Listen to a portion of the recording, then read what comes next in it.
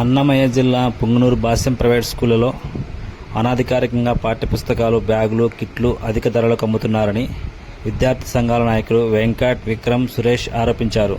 శుక్రవారం స్కూల్ ఎదుట పెద్ద ఎత్తున నిరసన చేపట్టారు. సమాచారం అందుకున్న ఎంఈఓలు నటరాజ, రెడ్డన్న శెట్టి వెంటనే స్కూలుకు చేరుకొని తనిఖీ చేశారు.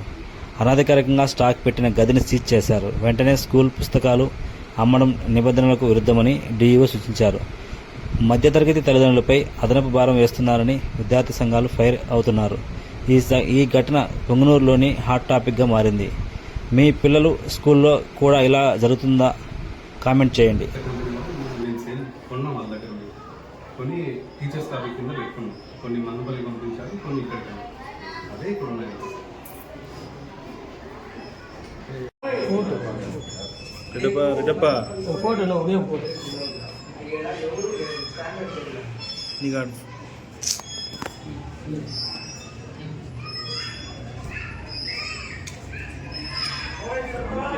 కరెక్ట్ టైంలో అడ్డం పెడతారు.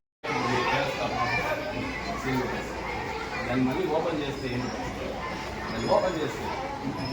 చేస్తే అది ఇంకా నేను ఏముంటుందండి, 10 రోజులకైనా వాళ్ళు వాడుకోవడానికి ల్యాబ్ అది మళ్ళీ ఇది అయ్యేంత వరకు మళ్ళీ దాన్ని అదే మాకు ఎక్కువగా కూడా రాసింది. ఫోన్ చేసాం మేము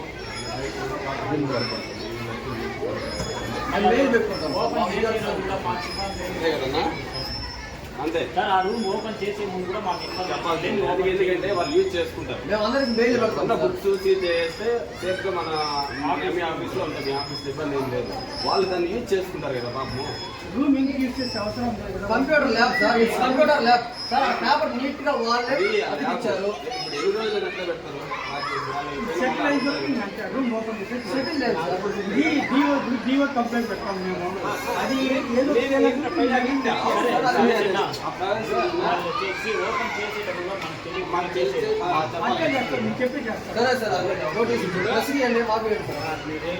దాన్ని ఏం వాడకుండా ఉంటారు. మీకన్నా వాడేవి ఉంటాయి, మీరు ఓపెన్ చేసుకుంటారు సార్. రూమ్ ఓపెన్ కంప్యూటర్ వాడకానికి కంప్యూటర్ బయట పెట్టుకోండి. వాడకానికి కావాలో మాకు ఎమర్జెన్సీ బయట పెట్టుకుని ఇప్పుడే బయట పెట్టుకునేది. విక్రమ్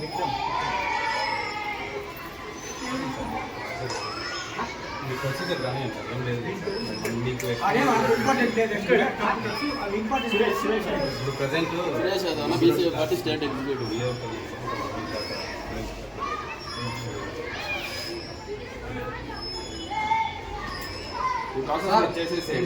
అంతా ఎందుకు మేము ఎట్లా విద్యార్థులు న్యాయం చేయాలని ఉన్నాము.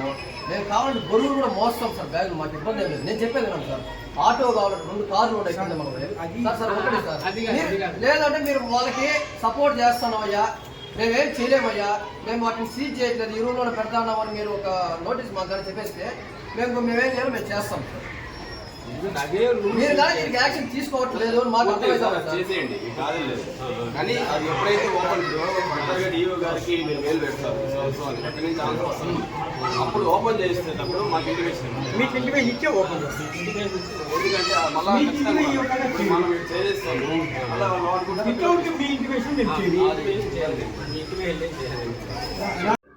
ఈరోజు మాకు వచ్చినటువంటి సమాచారం మేరకు పుంగనూరు భాష్యం స్కూల్లో విద్యార్థుల దగ్గర అక్రమంగా ఫీజులు వసూలు చేస్తూ దాదాపు 10,500 రూపాయలు బుక్స్ రూపంలో, ఒక కిట్ రూపంలో విద్యార్థుల దగ్గర వసూలు చేస్తా ఉన్నారని చెప్పి మాకు వచ్చిన సమాచారం మేరకు ఈరోజు భాష్యం విద్యా సంస్థలకు రావడం జరిగింది.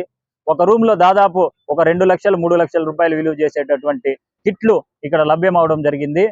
ఈ దిశగా మేము ఎంఈఓ గారికి కాల్ చేసి ఇన్ఫర్మేషన్ ఇచ్చి ఎంఈఓ గారు మీడియా వాళ్ళ సమక్షంలో ఈరోజు ఆ గదిని మొత్తం సీజ్ చేయడం జరిగింది. ఈ సందర్భంగా నేను అధికారులను కూడా ఒకటే కోరుకుంటా ఉన్నా, ఇదే విధంగా మిగిలిన నారాయణ కావచ్చు, చైతన్య స్కూల్లో కూడా ఇదే విధంగా జరుగుతోంది. మీరు వాటిపైన కూడా ఒక ప్రత్యేక దృష్టి పెట్టి ఇటువంటి విద్యను వ్యాపారం చేసేటటువంటి విద్యా సంస్థలన్నీ సీజ్ చేసి వాటి అనుమతులు కూడా రద్దు చేయాల్సిందిగా కోరుకుంటూ సెలవు తీసుకుంటాం. ఈరోజు ఇక్కడ 10,500 రూపాయలు అని చెప్పి ఒక కిట్టు అమ్ముతా ఉండడం జరిగింది. అదే బయట స్వచ్ఛందంగా మార్కెట్లో కావచ్చు, బుక్ స్టాల్లో కానీ మనం చూసినట్లయితే ఒక 1000 నుండి 1,500 రూపాయలు మాత్రమే. ఈరోజు గవర్నమెంట్ రూల్స్ ప్రకారం కూడా బుక్స్ వాల్యూ చూస్తే 1000 నుండి 1,500 రూపాయలు మాత్రమే ఉంది. ఈరోజు అక్రమంగా 8,000 రూపాయలు విద్యార్థుల దగ్గర వసూలు చేయడం జరుగుతుంది.